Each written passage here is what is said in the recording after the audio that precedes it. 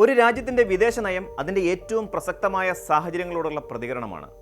എന്നാൽ ചില നീക്കങ്ങൾ അത് കൈക്കൊള്ളുന്ന സമയവും സന്ദർഭവും കൊണ്ട് അന്താരാഷ്ട്ര നിരീക്ഷകരെ ഞെട്ടിക്കുകയും കാര്യങ്ങളുടെ ഗതി മാറ്റുകയും ചെയ്യും. ഇന്ത്യ റഷ്യ നയതന്ത്ര സഹകരണം പുതിയ തലങ്ങളിലേക്ക് കുതിക്കുന്നതിനിടെ പാകിസ്ഥാൻ കൈക്കൊണ്ട രണ്ട് നിലപാടുകൾ. ഒന്ന്, അരുണാചൽ പ്രദേശിനെ കുറിച്ചിട്ടുള്ള ചൈനയുടെ കള്ളപ്രചരണത്തെ പിന്തുണച്ചത്. മറ്റൊന്ന്, ബാബറി മസ്ജിദ് വിഷയത്തിൽ നടത്തിയ വിവാദ പ്രസ്താവന. ഈ ഗണത്തിൽ പെടുത്താവുന്ന രണ്ട് കാര്യങ്ങളാണ്.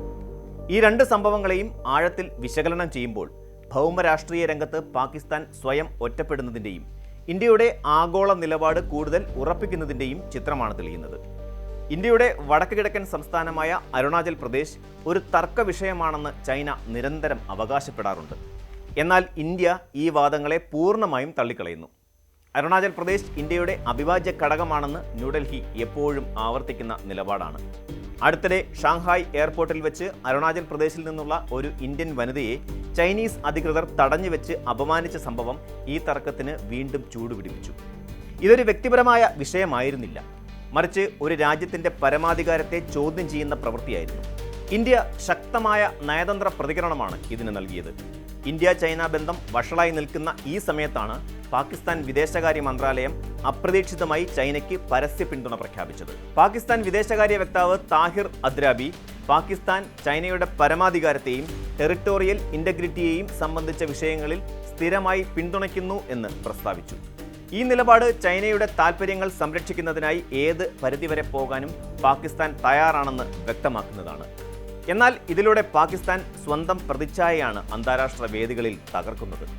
സ്വന്തം രാജ്യത്തിൻ്റെ അതിർത്തി തർക്കങ്ങളിൽ ഇന്ത്യയുടെ പക്ഷം പിടിക്കുന്ന രാഷ്ട്രങ്ങൾ കുറവാണെങ്കിലും മറ്റൊരു രാജ്യത്തിൻ്റെ പരമാധികാര വിഷയത്തിൽ ഇത്രയും പരസ്യമായി ഒരു ഭാഗം ചേരുന്നത് നയതന്ത്രപരമായ അപക്വതയായിട്ടാണ് വിദഗ്ധർ വിലയിരുത്തുന്നത്. അരുണാചൽ വിഷയത്തിൽ ചൈനീസ് പക്ഷപാതം കൂടാതെ പാകിസ്ഥാൻ വിദേശകാര്യ മന്ത്രാലയം ബാബറി മസ്ജിദ് തകർത്തതിൻ്റെ 33ാം വാർഷികത്തോടനുബന്ധിച്ച് നടത്തിയ പ്രസ്താവനയും വലിയ വിവാദങ്ങൾക്ക് തിരികൊളുത്തി. ബാബറി മസ്ജിദിന്റെ തകർച്ച ഒരു ദുരന്ത സംഭവമായിരുന്നു.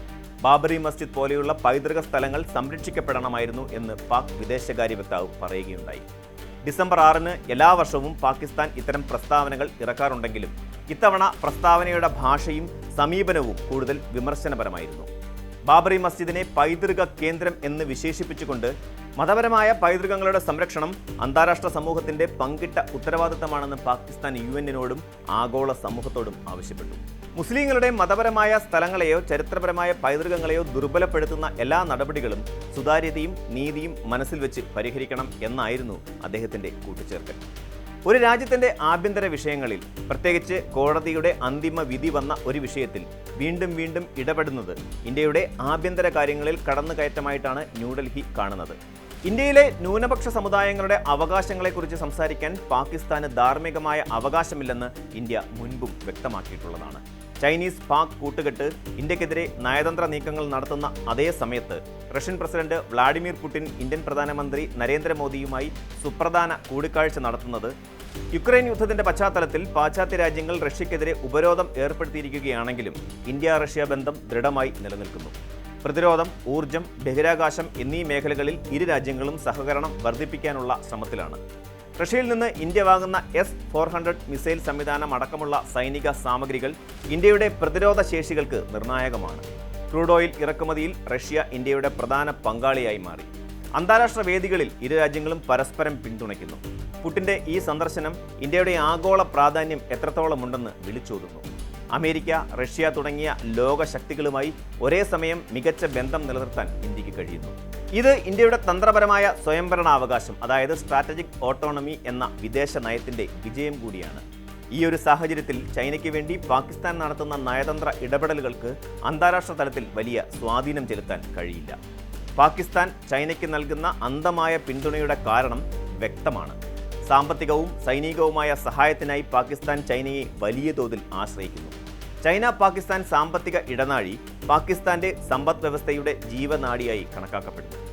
എന്നാൽ ചൈനീസ് പക്ഷപാതം പാകിസ്ഥാനെ ദീർഘകാല അടിസ്ഥാനത്തിൽ ദോഷകരമായി ബാധിച്ചേക്കാം. ഒരു രാജ്യത്തിന്റെ താൽപ്പര്യങ്ങൾക്ക് വേണ്ടി മറ്റൊരു രാജ്യത്തിന്റെ പരമാധികാരത്തെ പരസ്യമായി ചോദ്യം ചെയ്യുന്നത് പാകിസ്ഥാന്റെ അന്താരാഷ്ട്ര വിശ്വാസ്യതയെ തകർക്കും. ഇന്ത്യയുമായുള്ള ബന്ധം കൂടുതൽ വഷളാക്കുകയല്ലാതെ ഈ നിലപാടുകൾ കൊണ്ട് വേറൊരു ഫലവും പാകിസ്ഥാന് ഉണ്ടാവുകയുമില്ല. ഇന്ത്യയുടെ പ്രധാന എതിരാളിയായ ചൈനയുടെ താൽപ്പര്യം സംരക്ഷിക്കുന്നത് സമാധാനപരമായ ചർച്ചകൾക്കുള്ള സാധ്യതകളെ ഇല്ലാതാക്കുകയും ചെയ്യുന്നു. ചൈനയുടെ അയൺ ബ്രദർ ആകാനുള്ള പാകിസ്ഥാന്റെ ശ്രമം അതിനെ കൂടുതൽ ഒറ്റപ്പെടുത്താനാണ് സാധ്യത. ഇന്ത്യയാകട്ടെ റഷ്യ, അമേരിക്ക, യൂറോപ്പ്, ജപ്പാൻ തുടങ്ങിയ പ്രധാന ശക്തികളുമായി ബന്ധം ശക്തിപ്പെടുത്തി ആഗോള രാഷ്ട്രീയത്തിൽ ഒരു നിർണായക ശക്തിയായി മാറിക്കൊണ്ടിരിക്കുകയാണ്.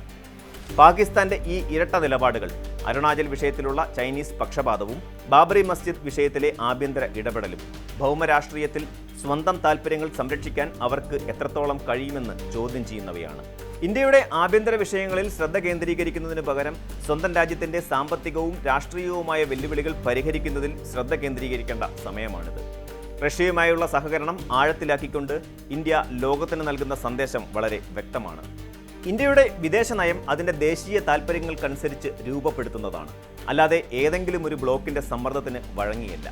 ഈ നയതന്ത്രപരമായ കരുത്ത് പാകിസ്ഥാൻ സ്വയം ഒറ്റപ്പെടുന്നതിൻ്റെ നേർ വിപരീതമാണ്. അന്താരാഷ്ട്ര ബന്ധങ്ങളുടെ ഈ സങ്കീർണമായ ലോകത്ത് വിവേകവും ദീർഘവീക്ഷണവുമുള്ള നയതന്ത്രമാണ് ഒരു രാജ്യത്തിൻ്റെ ഭാവി നിർണ്ണയിക്കുന്നത് എന്ന പാഠമാണ് ഈ സംഭവങ്ങൾ ഓർമ്മിപ്പിക്കുന്നത്.